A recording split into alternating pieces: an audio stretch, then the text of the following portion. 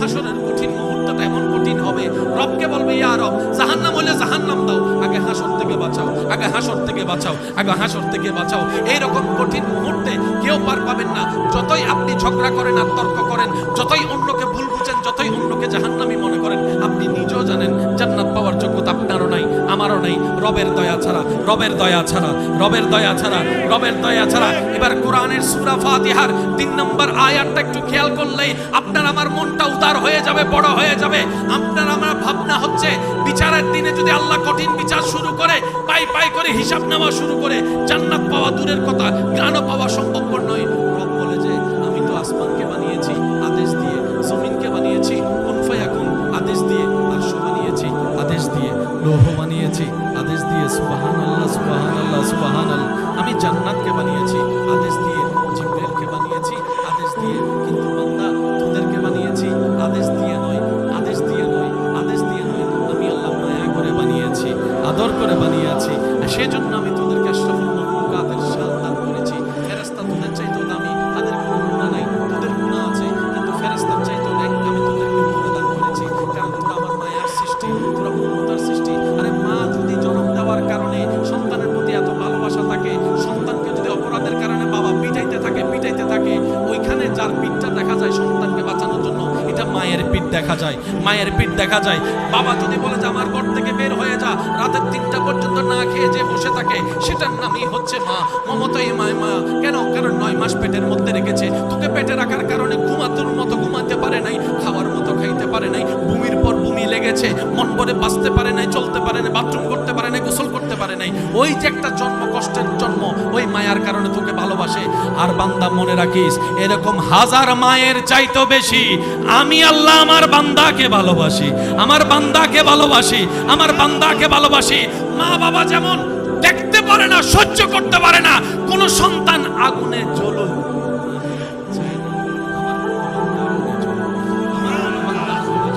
আমি চাই আমার বান্দা জান্নাতের মধ্যে যাক, জান্নাতের মধ্যে দৌড়াদৌড়ি করুক। আর দেখবেন অনুষ্ঠান যতই হোক না কেন, ছোট বাচ্চারা যতক্ষণ ঘরে দৌড়াদৌড়ি করে না, এটা অনুষ্ঠানের মতো লাগে না, বিয়ে বাড়ির মতো আনন্দ লাগে না। ছোটরা যখন দৌড়াইতে থাকে, হই হুল্লা যখন করতে থাকে, তখন সেটা একটা অনুষ্ঠানের মতো লাগে। রব বলে যে জান্নাত তো এখনো আছে, কিন্তু নীরব হয়ে বসে আছে, জান্নাত তো এখনো আছে, নিস্তেজ হয়ে বসে আছে। বান্দারে, যেদিন তোরা জান্নাতে ঢুকবি, সেদিন জান্নাতের ঈদের দিন হয়ে যাবে, জান্নাতের ঈদের দিন হয়ে যাবে। এবার বান্দা বলে মওলা, যে পাপ করেছি জান্নাত পাওয়ার যোগ্যতা তো আমার নাই। রব বলে যে লা তাকনাতু মির রাহমাতিল্লাহ, আরে আমি রহমান আছি তো, তুই টেনশন করিস না।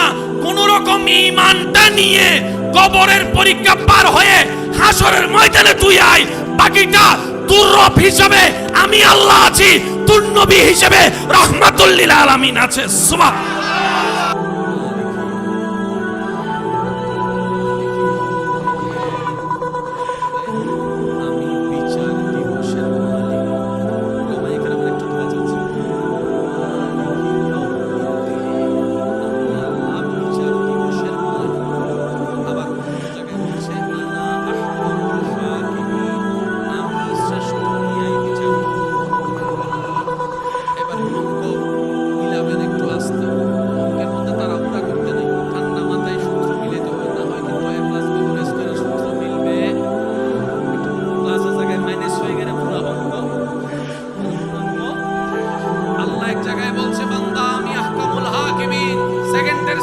হিসাব আমারে বুঝাই দিতে হবে।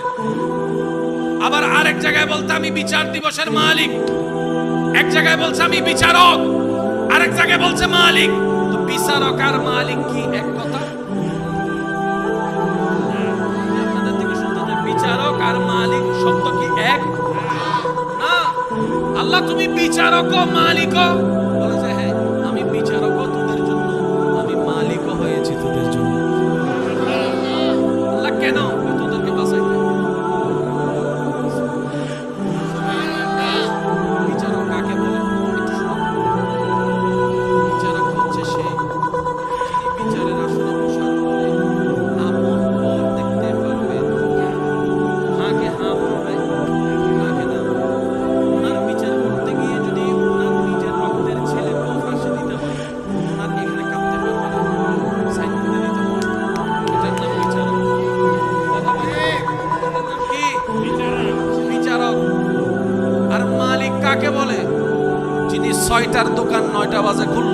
বলার কেউ নাই।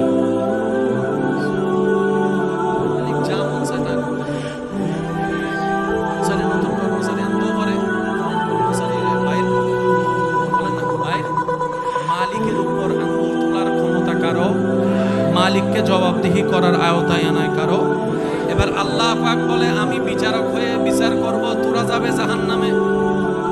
কিন্তু আমি আল্লাহর ইচ্ছা জান্নাত তোদেরকে দিয়ে ভরপুর করানো। বান্দারে আমি যখন আহকামুল হাকিমিন হয়ে বিচার করব, যদি তোর পক্ষে টানি তাহলে আমি ন্যায় বিচারক হব না। সুতরাং তোর আমলটা রেখে তারই পাল্লায় তুলে আমি আহকামুল হাকিমিন হয়ে বিচার কাজ শুরু করে তোর আমল অনুযায়ী তোকে যাজা দিয়ে গুনাহ যদি বেশি হয় জাহান্নামে পাঠিয়ে দিব। ওই জাহান্নামের আগুনে তুই জ্বলতে থাকবি। তাহলে তুই যদি জান্নাতে না যাস, তোরা যদি জান্নাতে না যাস, জান্নাত খালি হয়ে থাকবে। বান্দারে টেনশন করিস না, তোর নবী রাহমাতুল লিল আলামিন, শফিউল মুজনাবিন, রাহাতাল আশিকিন, আনিসিল গারিবিন, ইয়াসিন ওয়ালা নবী রাহমাতুল লিল আলামিন নবীকে আমি আল্লাহ হুকুম দিলাম, ও নবী আপনি হাসরের ময়দানে আপনার উম্মতের পক্ষে সিজদায় পড়ে সিজদায় পড়ে সিজদায় পড়ে সিজদায় পড়ে উম্মতের পক্ষে, আমার বান্দার পক্ষে আপনি সুপারিশ করতে থাকুন। আপনি সুপারিশ করতে থাকবেন, আমি মালিক হয়ে জাহান্নামীকে জান্নাতি বানাতে থাকব। আল্লাহ নিজে বিচারক হয়ে বিচার করে যে যেটা পাবে সেটা দিবে। আবার তোলার জন্য নিজের রহমতকে উন্মুক্ত করে নবীর সুপারিশের ব্যবস্থা করে।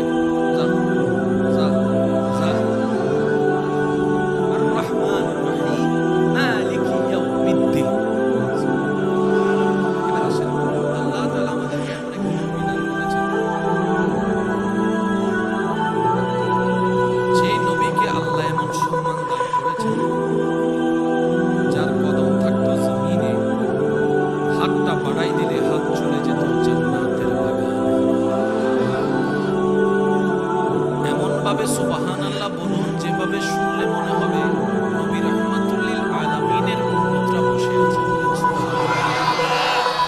আল্লাহ তাআলা আমাদেরকে এমন একজন নবী দান করেছেন। আমি নবীর উম্মতদের একটু মনোযোগ চাচ্ছি, যার শরীরের ঘাম মুবারক অনেক সাহাবারা আতর হিসেবে। আল্লাহ আমাদেরকে এমন একজন নবী দান করেছেন যেই নবীর সৌন্দর্যের এমন উচ্চতা আসমানের চাঁদ পর্যন্ত মুগ্ধ হয়ে নবীর চেহারার দিকে তাকায় থাকে। আর একটু জোরে, আল্লাহ আমাদেরকে এমন একজন নবী দান করেছেন যেই নবীর উম্মত হওয়ার স্বপ্ন অন্য নবীরা দরখাস্ত হিসেবে পেশ করেছেন। এমন একজন নবী দান করেছেন যিনি হাসরের ময়দানে সর্বপ্রথম আল্লাহর হুকুমে যিনি কথা বলবেন তিনি আপনার আমার নবী রাহমাতুল লিল।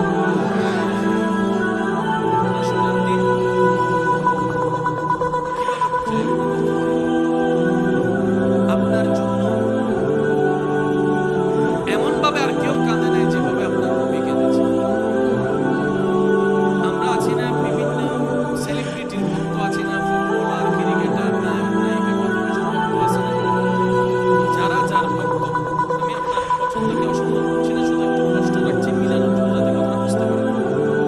যারা যার ভক্ত আছে আপনার জন্য ডাই হার্ড ফ্যান মানলাম, উনি আসলে 10,000 টিকিট দিয়ে আপনি যাবেন, দরকার তার খরচা করে মোবাইল বিক্রি করে আপনি যাবেন।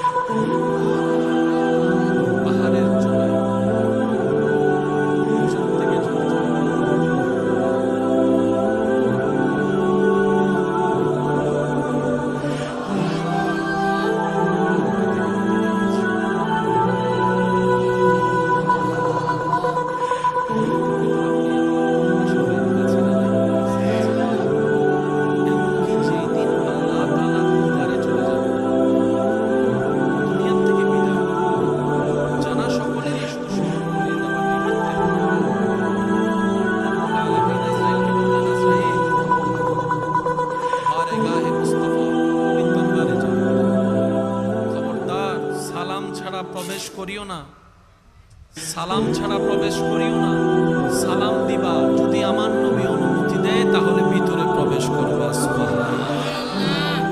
সেই দিন নবী রাহমাতুল্লিল আলামিন বলেছিলেন, ও জিবরাইল, আমার যেতে আপত্তি নেই, কিন্তু আল্লাহ তো আমাকে উম্মতের অভিভাবক বানিয়েছেন, উম্মতের অভিভাবক বানিয়েছেন। তা আমি যদি এরকম চলে যাই, আমার উম্মত তো বেসাহারা হয়ে যাবে, আমার উম্মত তো অভিভাবকহীন হয়ে যাবে। আমি তো সেটা মানতে পারি না, আমার কষ্ট লাগে। একটু আমার রব থেকে এই বিষয়ে একটা ফয়সালা নিয়ে আসো। সাথে সাথে জিবরাইলকে রব্বুল আলামিন পাঠিয়ে বললেন, জিবরাইল, নবী রাহমাতুল্লিল আলামিন আমার হাবিবকে বলে দাও, আজকে থেকে যেন কোনো টেনশন আর না করে এই বিষয় নিয়ে উম্মতের জন্য। আজকে থেকে নবী রাহমাতুল্লিল আলামিনের সমস্ত উম্মতের দায়িত্ব আমি রব্বুল আলামিন কুদরতিভাবে গ্রহণ করে নিলাম। এমনকি যেই দিন আল্লাহর হুকুমে হাসরে উঠানো হবে, সর্বপ্রথম আপনার আমার নবীকে উঠানো হবে, আপনার আমার নবীকে উঠানো হবে। জিবরাইল আসবে, এসে নবীকে যখন সালাতুস সালাম দিবে, নবী যখন উঠবে হাসরের ময়দানে, আপনার আমার নবী হাসরের ময়দানে সর্বপ্রথম উঠে জিবরাইলকে বলবে, ইয়া আখি জিবরাইল, ও ভাই জিবরাইল, আইনা উম্মতি, আইনা উম্মতি, আইনা উম্মতি, আমার উম্মত কোথায়, আমার উম্মত কোথায়, আমার উম্মত কোথায়। নিজের পরিবারের কথা বলবে না, সেই দিন সাহাবাদের কথা, কনিষ্ঠের কথা বলবে না, আপনার আমার মতো গুনাহগার উম্মতের কথা বলবে, গুনাহগার উম্মতের কথা বলবে। এমনকি সিজদায় পড়ে রব্বি হাবিলি উম্মতি বলে বলে সেই দিন আপনার আমার কথা বলবে। সুবহানাল্লাহ।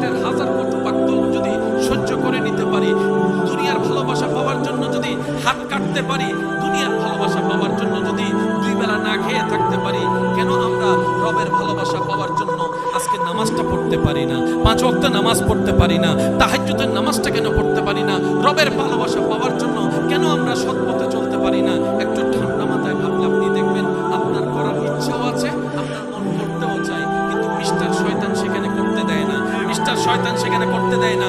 অনেক ভাইয়েরা আছেন, অনেক বোনেরা আছেন, আমার সাথে হয়তো একমত হবেন, আল্লাহর রহমতে মন নরম হয়ে অনেকে ফজরের নামাজ পড়ার জন্য মোবাইলে অ্যালার্ম দিয়ে রাখে, ফজর শুরু করব, ফজর থেকে নামাজ শুরু করব, যতই কষ্ট হোক আমি ফজর থেকে নামাজ শুরু করব, কিন্তু আর সেই অ্যালার্মটা কানের মধ্যে বাজে না, কানের মধ্যে শোনা যায় না, ওটাটা আর হয় না। কিন্তু ফুটবলের জন্য অ্যালার্ম দিয়ে যদি রাখা হয়, ফুটবলের অ্যালার্ম বাজার আগে তার চোখ খুলে যায়। পার্থক্যটা কোথায়? আমার তো রুম প্রতিদিনের রুমে, আমার ঘুম তো প্রতিদিনের ঘুমে। মনে রাখবেন, রবের জন্য যখন আপনি করতে যাবেন, মিস্টার শয়তান সেগুলো সহ্য করতে পারে না, এটা তার গায়ে আগুন জ্বলার মতো হয়। এটাই তো ঈমানি পরীক্ষা। শয়তানে আপনাকে জাহান্নামের দিকে টানবে, আপনি ঈমানি শক্তি দিয়ে রবের দরবারের দিকে যাবেন, ঈমানি শক্তির সাথে রবের দরবারের দিকে যাবেন। এটার নামে হচ্ছে জিহাদে আকবর। এটাই রবের সবচাইতে পছন্দ, বলেন না সুবহানাল্লাহ। এটা দুনিয়াতে যতদিন থাকবেন এই টানাটানি থাকবে। এবার আসেন, সারা রাত না ঘুমাইলেও আপনার ঘুম আসবে না, কিন্তু আজান দিলে সারা রাত মোবাইল চিপলে ঘুম। যখন মসজিদের মিনার থেকে আওয়াজ আসে,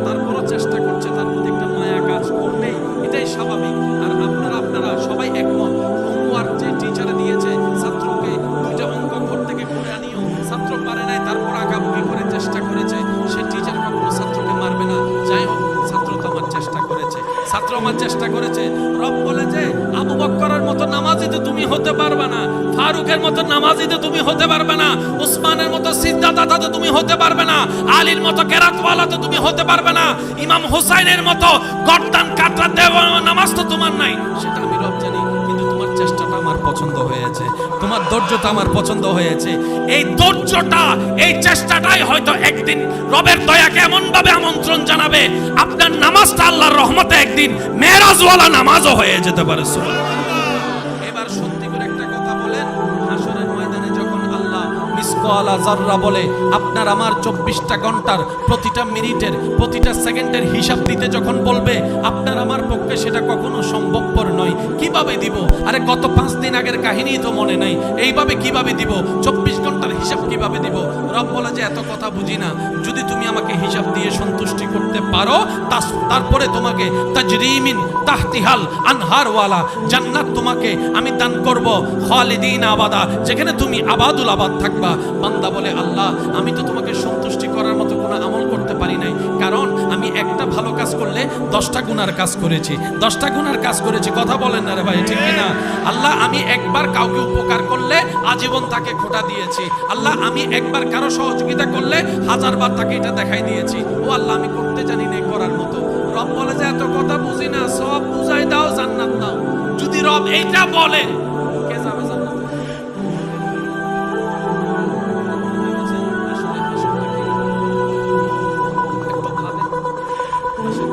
আমাদের দেশে বিচারক আছে না, বিভিন্ন দেশে বিচারক আছে না, বিচারকেই জানে কোনো বিচার 100-100 নয়, কারণ আদালত সবসময় প্রমাণের উপর নির্ভর।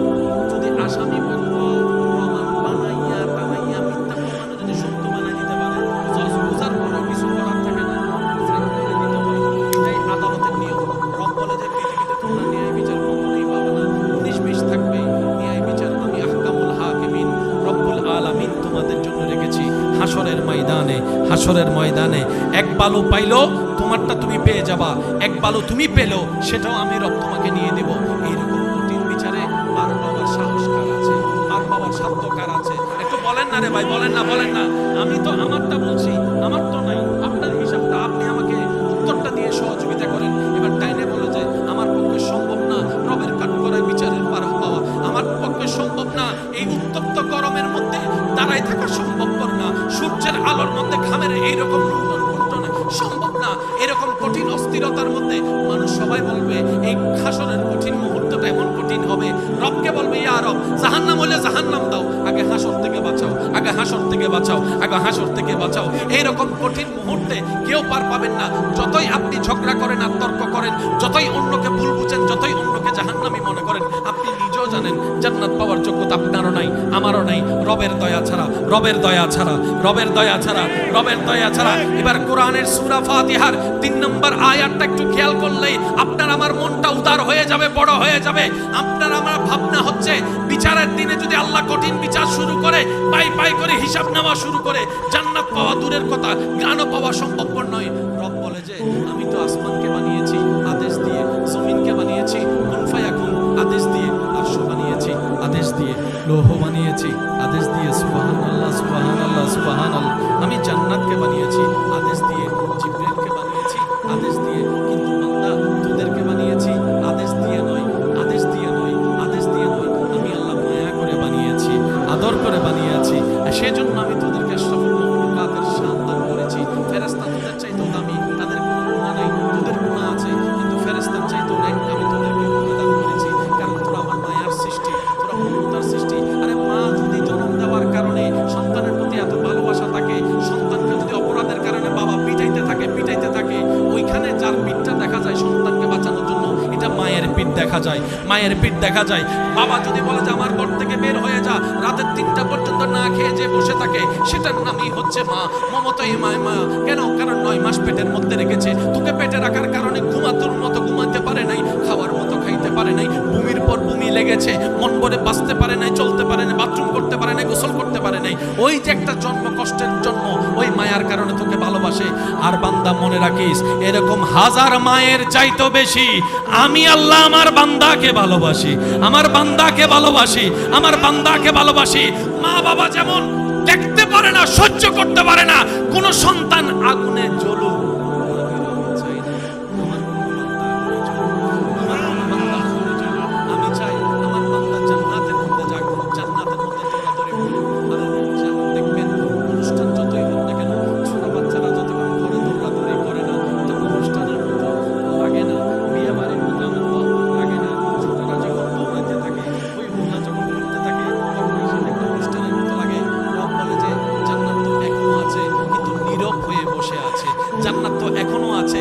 নিস্তেজ হয়ে বসে আছে।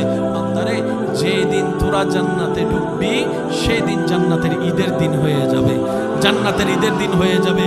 এবার বান্দা বলে, মওলা যে পাপ করেছি জান্নাত পাওয়ার যোগ্যতা তো আমার নাই। রব বলে যে লা তাকনাতু মির রাহমাতিল্লাহ, আরে আমি রহমান আছি তো, তুই টেনশন করিস না। কোন রকম ঈমানটা নিয়ে কবরের পরীক্ষা পার হয়ে হাসরের ময়দানে তুই আয়, বাকিটা তোর রব হিসেবে আমি আল্লাহ আছি, তোর নবী হিসেবে রাহমাতুল লিল আলামিন আছে। সুবহানাল্লাহ, জোরে বলেন আল্লাহু আকবার। এই মুহূর্তে মাইকের আওয়াজ যত দূর যাচ্ছে, যে যেখান থেকে শুনতে পাচ্ছেন, গভীর মনোযোগ।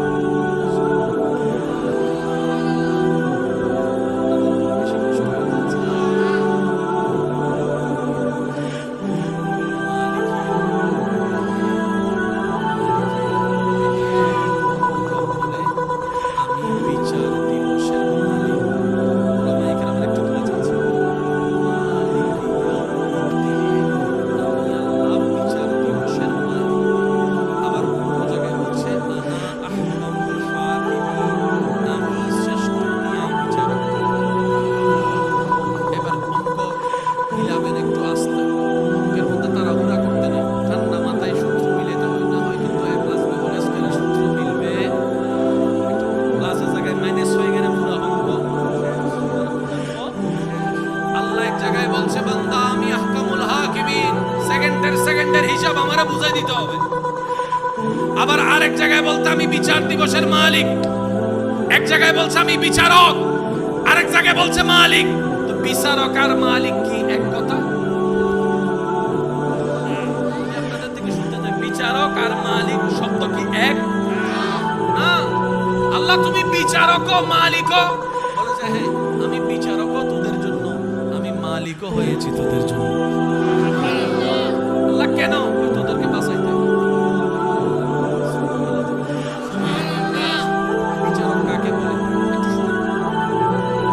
বিচারক হচ্ছে সে যিনি বিচারের আসনে বসার পরে আপন পর দেখতে পারবে, হাঁকে হাঁ বলবে, হাঁকে না। ওনার বিচার করতে গিয়ে যদি ওনার নিজের রক্তের ছেলেকে ফাঁসি দিতে হয়, ওনার এখানে কাঁপতে পারবে না, সাইন করে দিতে হবে। এটার নাম বিচারক। বিচারক। আর মালিক কাকে বলে? যিনি ৬টার দোকান ৯টা বাজে খুললো, বলার কেউ নাই।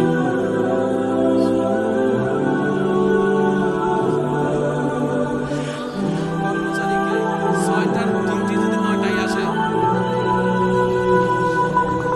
চুরি করতে মনে হন না, আলিয়াত তো না আইলে কিন্তু বেতন হাঁটা চাইস। স্যার আর অসুস্থ, তোর বউর লেগে তো আমি বইতে কিনে। আর মালিককে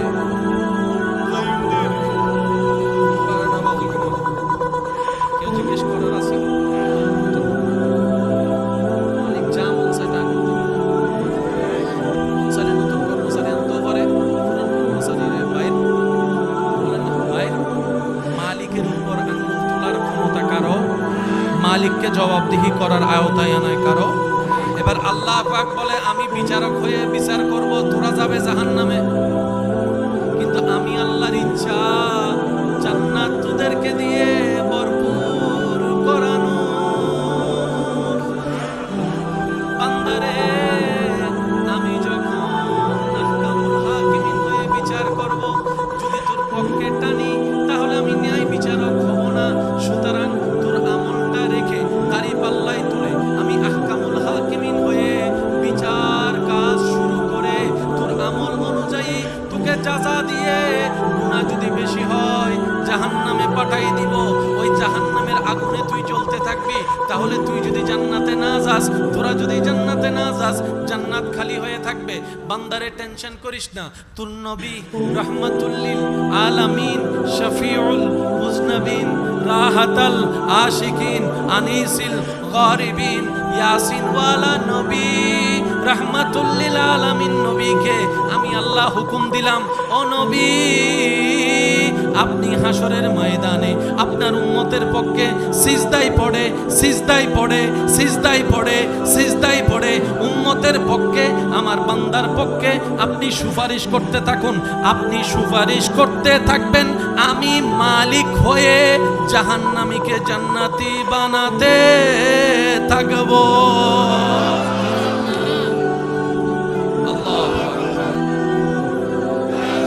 আওয়াজ একবার বলে মারহাবা। এবার বলেন, আমলের বিচার করে আহকামুল হাকিমিন দায়িত্ব পালন করছে কি করে নাই? আবার জাহান্নামীকে জান্নাতি বানাইয়া মালিকের দায়িত্ব পালন করছে কি করে নাই?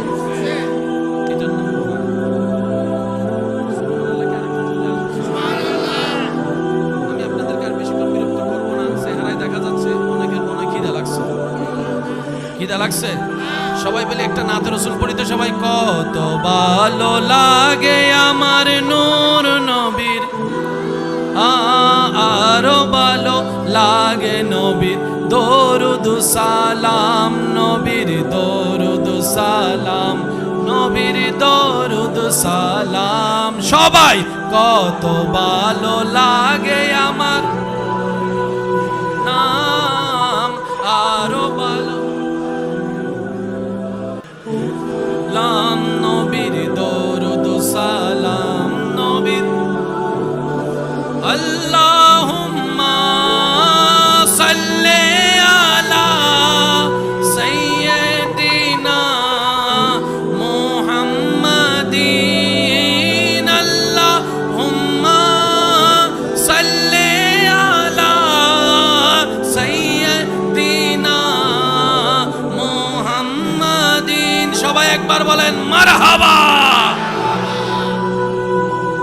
অঙ্ক কি মিলছে না মিলে নাই? সবার আবার শুনতে যে মিলছে কি মিলে নাই? আল্লাহ নিজে বিচারক হয়ে বিচার করে যে যেটা পাবে সেটা দিবে। আবার তোলার জন্য নিজের রহমতকে উন্মুক্ত করে নবীর সুপারিশের ব্যবস্থা করে। আর-রহমানির রহিম মালিকি ইয়াউমিদ্দিন।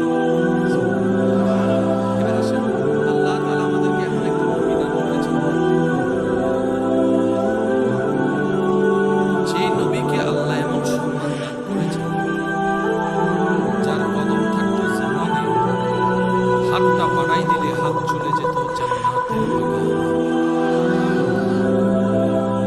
এমন ভাবে সুবহানাল্লাহ বলুন যেভাবে শুনলে মনে হবে নবী রাহমাতুল লিল আলামিনের উম্মতরা বসে আছে। আল্লাহ তাআলা আমাদেরকে এমন একজন নবী দান করেছেন। আমি নবীর উম্মতদের একটু মনোযোগ চাচ্ছি, যার শরীরের ঘাম মুবারক অনেক সাহাবারা আতর হিসেবে। আল্লাহ আমাদেরকে এমন একজন নবী দান করেছেন, যেই নবীর সৌন্দর্যের এমন উচ্চতা আসমানের চাঁদ পর্যন্ত মুগ্ধ হয়ে নবীর চেহারার দিকে তাকায় থাকতে। আর একটু জোরে। আল্লাহ আমাদেরকে এমন একজন নবী দান করেছেন, যেই নবীর উম্মত হওয়ার স্বপ্ন অন্য নবীরা দরখাস্ত হিসেবে পেশ করেছেন। এমন একজন নবী দান করেছেন, যিনি হাসরের ময়দানে সর্বপ্রথম আল্লাহর হুকুমে যিনি কথা বলবেন, তিনি আপনার আমার নবী রাহমাতুল লিল। হাসরের দিন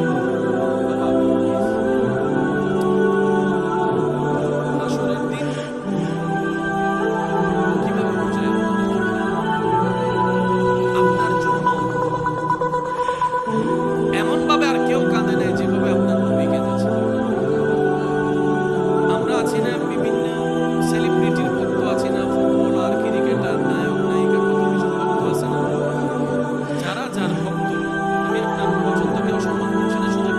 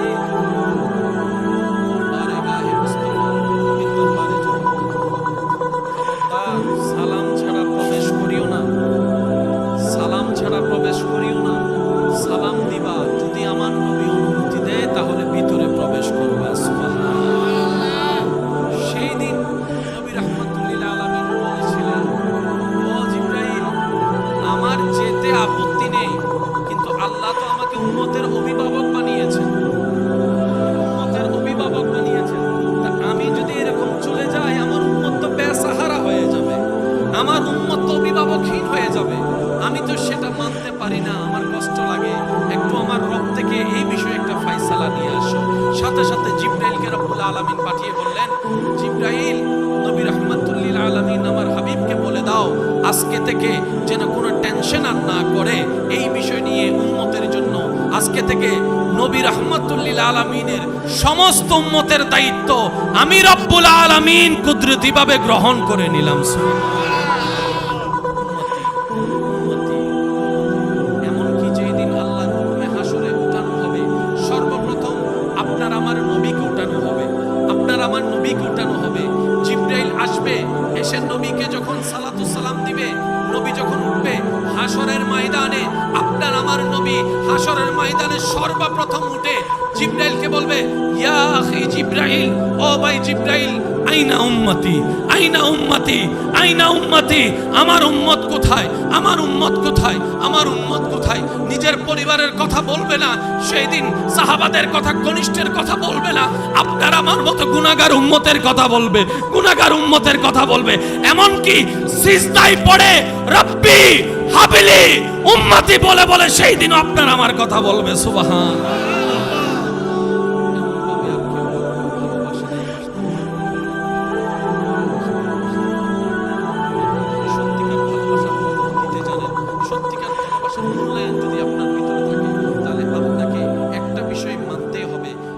ভালোবাসার মতো, নবীর ভালোবাসার মতো আর কোনো ভালোবাসা হয় না, আর কোনো ভালোবাসা হয় না। তো দুনিয়ার ভালোবাসার জন্য যদি আপনি আমি রাত জাগতে পারি, ঘুমটাকে হারাম করে দিতে পারি, দুনিয়ার ভালোবাসা পাওয়ার জন্য যদি রাস্তায় দাঁড় করাইতে পারি, ইগোতে যদি সম্মানে যদি না লাগে, দুনিয়ার ভালোবাসা পাওয়ার জন্য যদি বিপরীত সাইডের হাজার কটুবাক্য যদি সহ্য করে নিতে পারি, দুনিয়ার ভালোবাসা পাওয়ার জন্য যদি হাত কাটতে পারি, দুনিয়ার ভালোবাসা পাওয়ার জন্য যদি দুই বেলা না খেয়ে থাকতে পারি, কেন আমরা রবের ভালোবাসা পাওয়ার জন্য আজকে নামাজটা পড়তে পারি না, 5 ওয়াক্ত নামাজ পড়তে পারি না, তাহাজ্জুদের নামাজটা কেন পড়তে পারি না? রবের ভালোবাসা পাওয়ার জন্য কেন আমরা সৎ পথে চলতে পারি না? একটু ঠান্ডা মাথায় ভাবলে আপনি দেখবেন আপনার করার ইচ্ছাও আছে, আপনার মন করতেও চায়, কিন্তু মিস্টার শয়তান সেখানে করতে দেয় না, মিস্টার শয়তান সেখানে করতে দেয় না।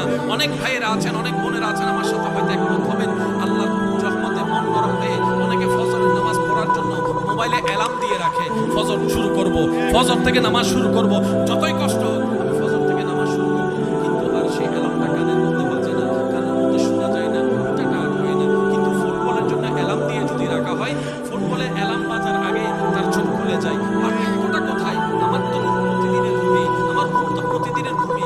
মনে রাখবেন, রবের জন্য যখন আপনি করতে যাবেন, মিস্টার শয়তান সেগুলো সহ্য করতে পারে না, এটা তার গায়ে আগুন জ্বলার মতো হয়। এটাই তো ঈমানি পরীক্ষা। শয়তানে আপনাকে জাহান্নামের দিকে টানবে, আপনি ঈমানি শক্তি দিয়ে রবের দরবারের দিকে যাবেন, ঈমানি শক্তির সাথে রবের দরবারের দিকে যাবেন। এটার নামে হচ্ছে জিহাদে আকবর। এটাই রবের সবচাইতে পছন্দ। বলেন না সুবহানাল্লাহ। এটা দুনিয়াতে যতদিন থাকবেন এই টানাটানি থাকবে। একটু জোরে বলেন।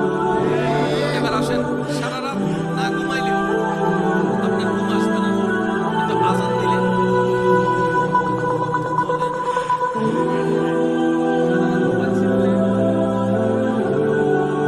যখন মসজিদের মিনার থেকে আওয়াজ আসে,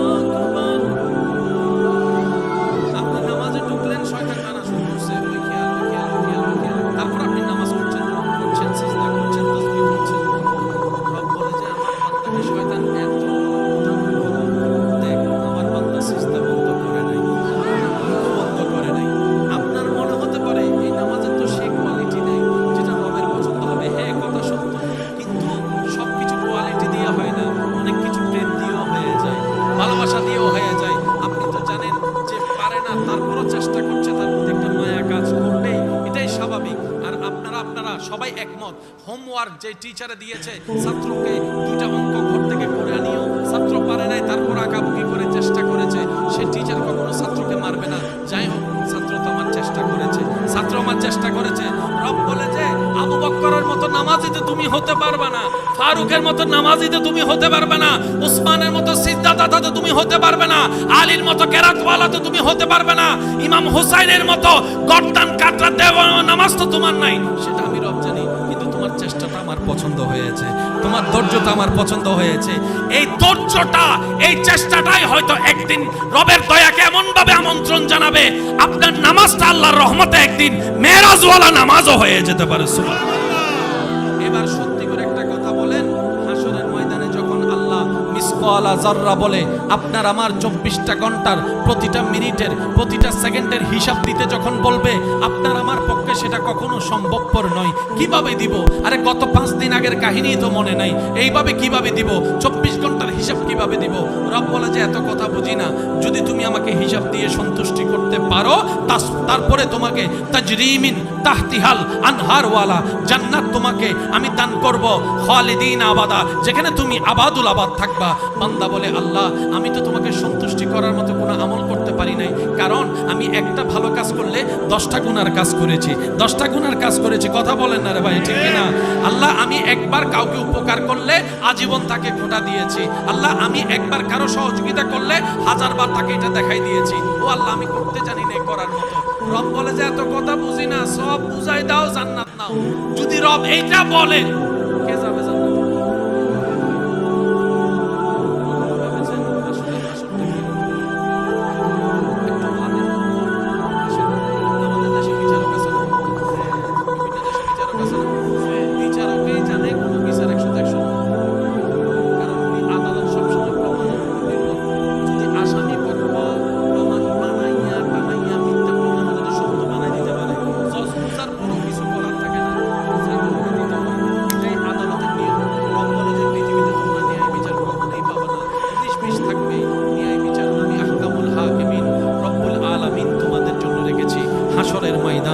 হাসরের ময়দানে এক বালু পাইলো তোমারটা তুমি পেয়ে যাবা, এক বালু তুমি পেলো সেটাও আমি রব তোমাকে নিয়ে দেব।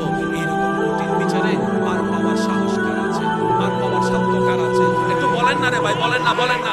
আমি তো আমারটা বলছি, আমার তো নাই। আপনার হিসাবটা আপনি আমাকে উত্তরটা দিয়ে সহযোগিতা করেন। এবার ডাইনে বলে যে আমার পক্ষে সম্ভব না রবের কাঠ করে বিচারের পার পাওয়া, আমার পক্ষে সম্ভব না এই উত্তপ্ত গরমের মধ্যে দাঁড়াই থাকা সম্ভবপর না, সূর্যের আলোর মধ্যে ঘামের এইরকম লুণ্ঠনে সম্ভব না, এরকম কঠিন অস্থিরতার মধ্যে মানুষ সবাই বলবে এই হাসরের কঠিন মুহূর্তটা এমন কঠিন হবে, রবকে বলবে ইয়া রব জাহান্নাম হলে জাহান্নাম দাও, আগে হাসর থেকে বাঁচাও, আগে হাসর থেকে বাঁচাও, আগে হাসর থেকে বাঁচাও। এইরকম কঠিন মুহূর্তে কেউ পার পাবেন না।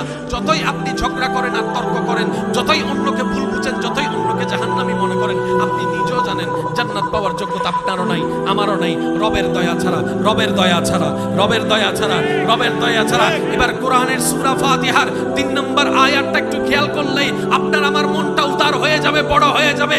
আপনার আমার ভাবনা হচ্ছে বিচারের দিনে যদি আল্লাহ কঠিন বিচার শুরু করে, পাই পাই করে হিসাব নেওয়া শুরু করে, জান্নাত পাওয়া দূরের কথা, গানও পাওয়া সম্ভবপর নয়।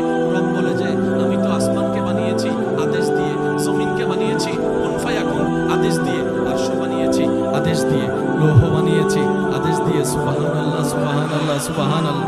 আমি জান্নাতকে বানিয়েছি আদেশ দিয়ে, জিবরাইলকে বানিয়েছি আদেশ দিয়ে, কিন্তু বান্দা তোদেরকে বানিয়েছি আদেশ দিয়ে নয়, আদেশ দিয়ে নয়, আদেশ দিয়ে নয়। আমি আল্লাহ মায়া করে বানিয়েছি, আদর করে বানিয়েছি, আর সেজন্য আমি তোদেরকে আশরাফুল মাখলুকাতের শান দান করেছি। ফেরেশতা তোদের চাইতেও দামি, তাদের কোনো গুনাহ নাই, তোদের গুনাহ আছে, কিন্তু ফেরেশতার চাইতেও র্যাঙ্ক আমি তোদেরকে উপরে দান করেছি, কারণ তোরা আমার মায়ার সৃষ্টি, তোরা মমতার সৃষ্টি। আরে মা যদি জন্ম দেওয়ার কারণে সন্তানের প্রতি এত ভালোবাসা থাকে, সন্তানকে যদি অপরাধের কারণে বাবা পিটাইতে থাকে, ওইখানে যার পিঠটা দেখা যায় সন্তানকে বাঁচানোর জন্য, এটা মায়ের পিঠ দেখা যায়, মায়ের পিঠ দেখা যায়। বাবা যদি বলে যে আমার ঘর থেকে বের হয়ে যা, রাতের 3টা পর্যন্ত না খেয়ে যে বসে থাকে, সেটার নামই হচ্ছে মা। মমতাই মা। কেন? কারণ 9 মাস পেটের মধ্যে রেখেছে, তোকে পেটে রাখার কারণে ঘুমাতুর মতো ঘুমাতে পারে নাই, খাওয়ার মতো খাইতে পারে নাই, বমির পর বমি লেগেছে, মন ভরে বাঁচতে পারে নাই, চলতে পারে নাই, বাথরুম করতে পারে নাই, গোসল করতে পারে নাই। ওই যে একটা জন্ম, কষ্টের জন্ম, ওই মায়ার কারণে তোকে ভালোবাসে। আর বান্দা মনে রাখিস, এরকম হাজার মায়ের চাইতো বেশি আমি আল্লাহ আমার বান্দাকে ভালোবাসি, আমার বান্দাকে ভালোবাসি, আমার বান্দাকে ভালোবাসি। মা বাবা যেমন দেখতে পারে না, সহ্য করতে পারে না কোন সন্তান আগুনে জ্বলুক,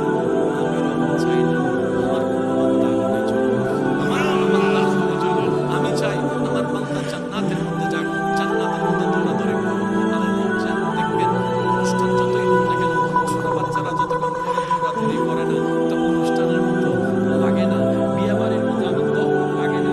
ছোটরা যখন দৌড়াতে থাকে, ওই হুল্লা যখন করতে থাকে, তখনই সেটা একটা অনুষ্ঠানের মতো লাগে। রব বলে যে জান্নাত তো এখনো আছে, কিন্তু নীরব হয়ে বসে আছে। জান্নাত তো এখনো আছে, নিস্তেজ হয়ে বসে আছে। বান্দারে, যেদিন তোরা জান্নাতে ঢুকবি, সেদিন জান্নাতের ঈদের দিন হয়ে যাবে, জান্নাতের ঈদের দিন হয়ে যাবে। এবার বান্দা বলে, মওলা, যে পাপ করেছি জান্নাত পাওয়ার যোগ্যতা তো আমার নাই। রব বলে যে লা তাকনাতু মির রাহমাতিল্লাহ, আরে আমি রহমান আছি তো, তুই টেনশন করিস না। কোন রকম ঈমানটা নিয়ে কবরের পরীক্ষা পার হয়ে হাসরের ময়দানে তুই আয়, বাকিটা তোর রব হিসেবে আমি আল্লাহ আছি, তোর নবী হিসেবে রাহমাতুল লিল আলামিন আছে। সুবহানাল্লাহ, জোরে বলেন আল্লাহু আকবার। এই মুহূর্তে মাইকের আওয়াজ যত দূর যাচ্ছে, যে যেখান থেকে শুনতে পাচ্ছে, গভীর মনোযোগ।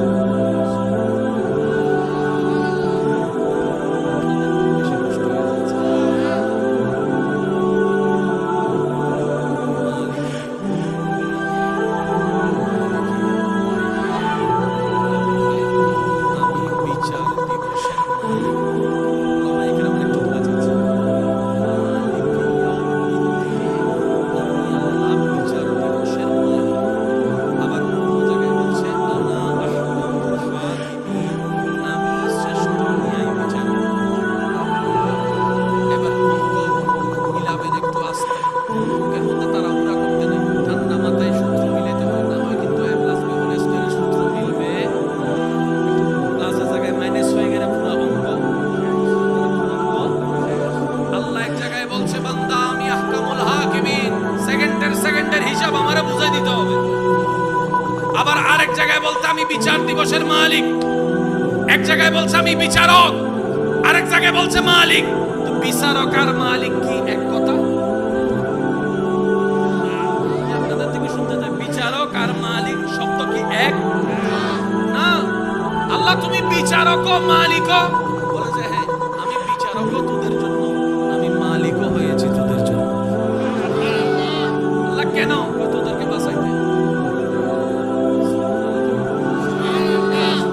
বিচারক কাকে বলে? বিচারক হচ্ছে সে যিনি বিচারের আসনে বসার পরে আপন পর দেখতে পারবে, হাঁকে হাঁ বলবে, হাঁকে না। ওনার বিচার করতে গিয়ে যদি ওনার নিজের রক্তের ছেলেকেও ফাঁসি দিতে হয়, ওনার এখানে কাঁদতে পারবে না, সাইন করে দিতে হবে। এটার নাম বিচারক। কথা বলে এটার নাম কি? বিচারক। আর মালিক কাকে বলে? যিনি ৬টার দোকান ৯টা বাজে খুললো, বলার কেউ নাই।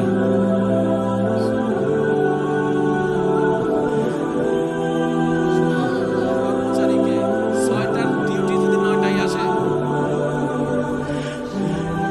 চুরি করতে মনে হন না, পালিয়ে তো না আইলে কিন্তু বেতন হারা চাই। স্যার আর গরম অসুস্থ, তোর বউর লেগে আর তোমার দিব ওইতে কিনে। আর মালিককে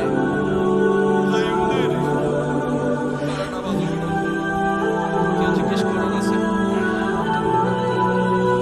মালিক যা মন চায় তা করতে পারে। কর্মচারী নতুন কর্মচারী আনতেও পারে, পুরান কর্মচারী বাইর বলে না বাইর। মালিকের উপর আঙ্গুল তোলার ক্ষমতা কারো, মালিককে জবাবদিহি করার আওতায় আনায় কারো। এবার আল্লাহ পাক বলে আমি বিচারক হয়ে বিচার করব, তোরা যাবে জাহান্নামে। কিন্তু আমি আল্লাহর ইচ্ছা জান্নাত তোদেরকে দিয়ে ভরপুর করানো। বান্দারে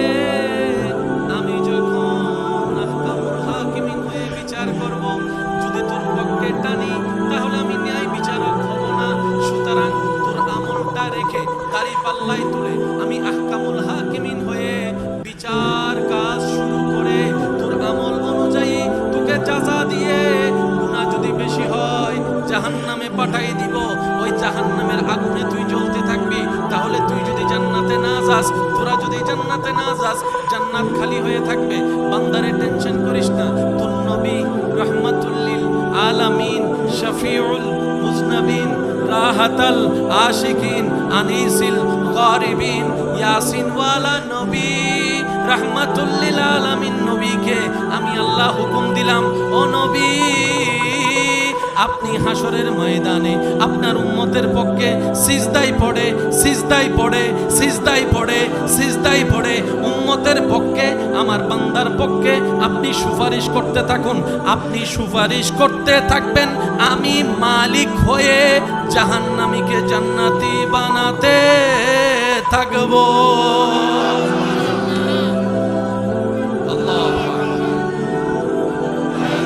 আওয়াজ একবার বলে মারহাবা। এবার বলেন আমলের বিচার করে আহকামুল হাকিমিন দায়িত্ব পালন করছে কি করে নাই? আবার জাহান্নামীকে জান্নাতি বানাইয়া মালিকের দায়িত্ব পালন করছে কি করে নাই?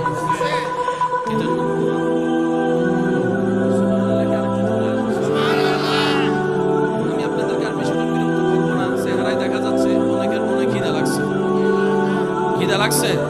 সবাই মিলে একটা নাতে রসুল পড়িতে সবাই। কত ভালো লাগে আমার নূর নবীর, আরো ভালো লাগে নবীর দরুদ সালাম, নবীর দরুদ সালাম, নবীর দরুদ সালাম। সবাই কত ভালো লাগে আমার নাম, আরো ভালো লাম, নবীর দরুদ সালাম, নবীর। আল্লাহুম্মা সাল্লি আলা সাইয়্যিদিনা মুহাম্মাদিন, আল্লাহুম্মা সাল্লি আলা সাইয়্যিদিনা মুহাম্মাদিন। সবাই একবার বলেন মারহাবা। অঙ্ক কি মিলছে না মিলে নাই? আমি সবার আবার শুনতে চাই, মিলছে কি মিলে নাই? আল্লাহ নিজে বিচারক হয়ে বিচার করে যে যেটা পাবে সেটা দিবে। আবার তোলার জন্য নিজের রহমতকে উন্মুক্ত করে নবীর সুপারিশের ব্যবস্থা করে। যা যা যা। আর রহমানির রহিম মালিক ইয়াউমিদ্দিন। আল্লাহ তাআলা আমাদেরকে এমন একটা নবী দান করেছেন, যে নবীকে আল্লাহ এমন সম্মান দান করেছেন, যার কদম থাকতো জমিনে, হাতটা বাড়াই দিলে হাত চলে যেত জান্নাতের বাগানে। এমন ভাবে সুবহানাল্লাহ বলুন যেভাবে শুনলে মনে হবে নবী রাহমাতুল লিল আলামিনের উম্মতরা বসে আছে। আল্লাহ তাআলা আমাদেরকে এমন একজন নবী দান করেছেন। আমি নবীর উম্মতদের একটু মনোযোগ চাচ্ছি, যার শরীরের ঘাম মুবারক অনেক সাহাবারা আতর হিসেবে। আল্লাহ আমাদেরকে এমন একজন নবী দান করেছেন, যেই নবীর সৌন্দর্যের এমন উচ্চতা, আসমানের চাঁদ পর্যন্ত মুগ্ধ হয়ে নবীর চেহারার দিকে তাকায় থাকতেন। আর একটু জোরে। আল্লাহ আমাদেরকে এমন একজন নবী দান করেছেন, যেই নবীর উম্মত হওয়ার স্বপ্ন অন্য নবীরা দরখাস্ত হিসেবে পেশ করেছেন। এমন একজন নবী দান করেছেন, যিনি হাসরের ময়দানে সর্বপ্রথম আল্লাহর হুকুমে যিনি কথা বলবেন, তিনি আপনার আমার নবী রাহমাতুল লিল। হাসরের দিন, হাসরের দিন কিভাবে বুঝাই আপনার জন্য এমন ভাবে আর কেউ কাঁদে নাই যেভাবে আপনার নবী কেঁদেছে। আমরা আছি না বিভিন্ন সেলিব্রিটির ভক্ত আছি না, ফুটবলার, ক্রিকেটার, নায়ক নায়িকা, কত কিছু ভক্ত আছে না।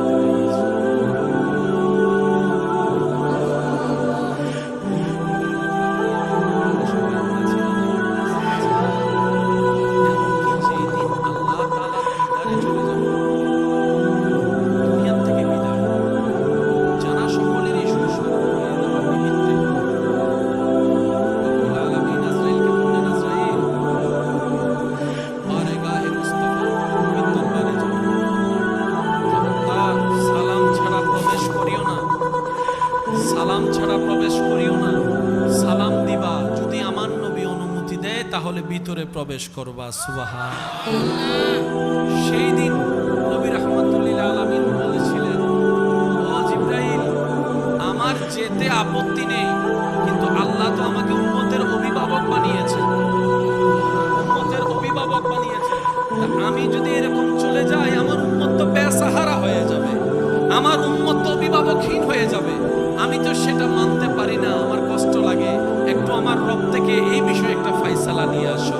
সাথে সাথে জিবরাইলকে রব্বুল আলামিন পাঠিয়ে বললেন, জিবরাইল, নবী রাহমাতুল লিল আলামিন আমার হাবিবকে বলে দাও, আজকে থেকে যেন কোনো টেনশন আর না করে এই বিষয় নিয়ে উম্মতের জন্য।